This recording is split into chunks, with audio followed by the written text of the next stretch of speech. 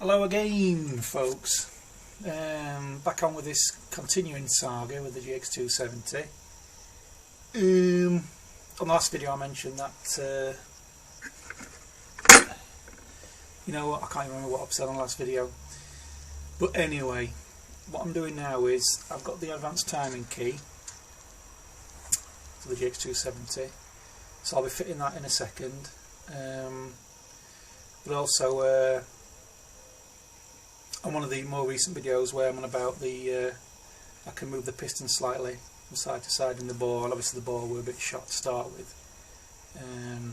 Dan Batchelor, who has kind of let me upload a couple of these Predator 212cc videos, has concerns that the cylinder is a bit too short, really, which I kind of understand. And he suggested just getting another block and just swapping everything over. But I was discussing it with Sam this morning, and what I might do, if based on what I'm doing today and the consequent new thrust tests, is if the thrust doesn't seem to be on par still, which is going to be tricky because the fan blades aren't really ideal. I could really do with a prop to get a good baseline figure to work from, rather than the fan blades. But what I was thinking of doing is, rather than getting a new block, is maybe honing out the cylinder with a cheap honing kit. Get rid of the marks. The pitting is very, it's hardly noticeable, but it is there across a little bit of the bottom portion of the cylinder. So maybe the honing will help reduce that a little bit, and then I'll just fit the piston in, a temporary fit without the rings on, measure the gap, and then there's somebody on eBay from Thailand who does an oversized piston and ring kit for the GX270. I think it's about 25 quid for the whole set plus postage. So that's something to look into. I mean, I could always just buy a cheap clone GX270 for about 145 quid, swap everything over, and then just sell the spare bits on, like the exhaust, air filter, crankshaft and all that. Just sell them on separately, maybe make my money back. But I think I'm going to see how we go now, put it back together, do a thrust test hopefully within a week or two,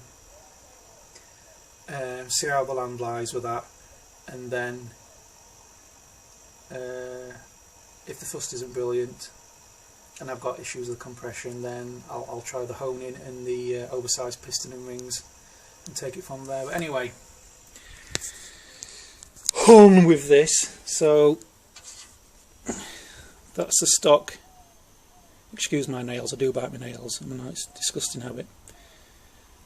That's the stock key, Woodruff key, and then this is the 8° advanced timing key. This phone's not brilliant for ticking, but you can see the cutout slot there.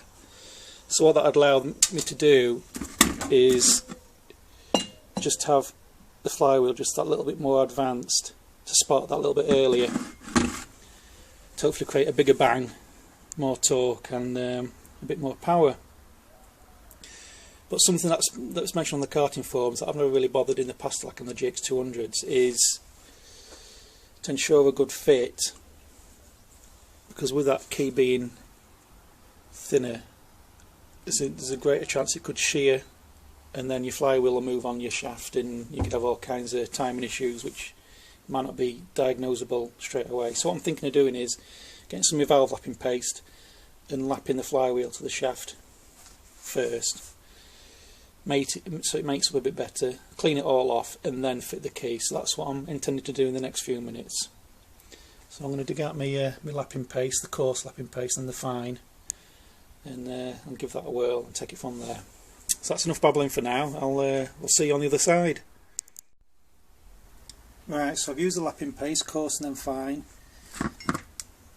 Just spun the wheel round, flywheel round a few times, keeping it taut. You see you've got a nice clean surface on the inside of the taper of the flywheel. Nice freshly ground surface on the crankshaft. It's all been degreased and dried up. I've got the advanced key fitted ready. So it's all ready to go back together.